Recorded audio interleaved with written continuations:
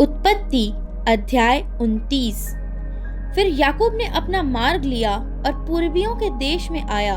उसने दृष्टि करके क्या देखा कि मैदान में कुआं है और उसके पास भेड़ बकरियों के 3 झुंड बैठे हुए हैं, क्योंकि जो पत्थर उस कुएं के मुंह पर धरा रहता था, जिसमें से झुंडों को जल पिलाया जाता था, वह भारी था।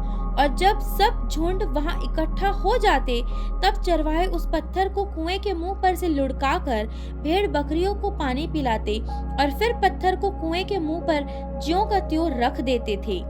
अतः याकूब ने चरवाहों से पूछा, हे मेरे भाइयों, तुम कहाँ के हो?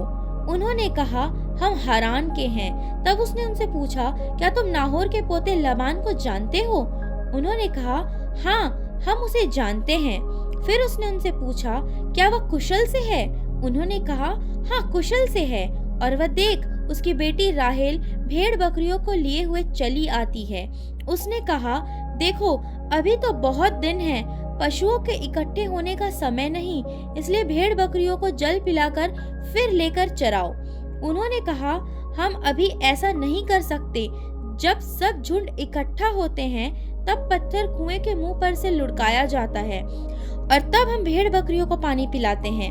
उनकी यह बातचीत हो ही रही थी कि राहेल, जो पशु चराया करती थी, अपने पिता की भेड़ बकरियों को लिए हुए आ गई।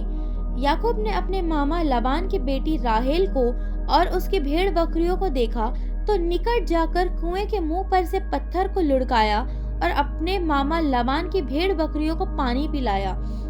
तब याकूब ने राहेल को चूमा और ऊंचे स्वर से रोया। और याकूब ने राहेल को बता दिया कि मैं तेरा फुफेरा भाई हूँ, अर्थात रिबका का पुत्र हूँ। तब उसने दौड़ के अपने पिता से यह कह दिया।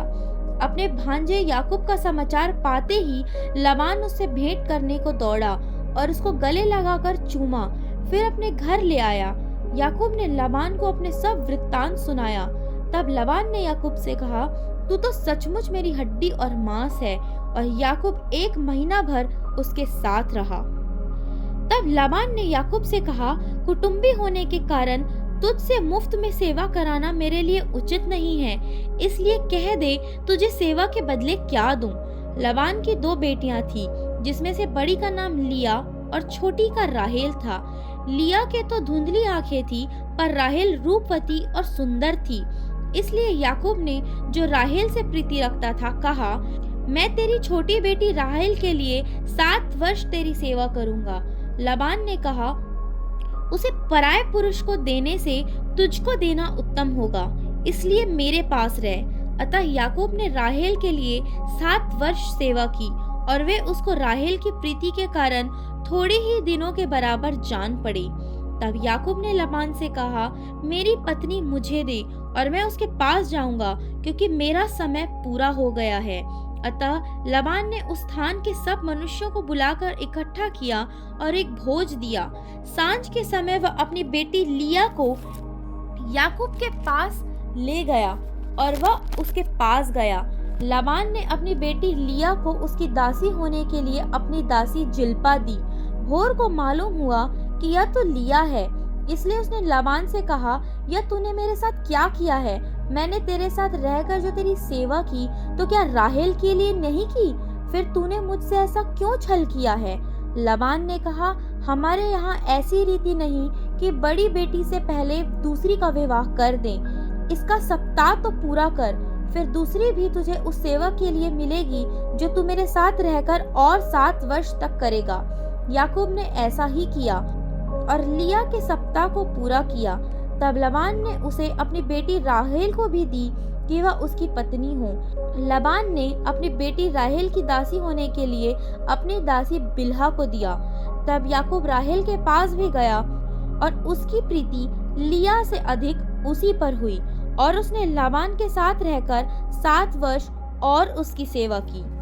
जब यहोवा ने देखा कि लिया अप्रिय हुई, तब उसने उसकी कोख खोली, पर राहेल बांझ रही।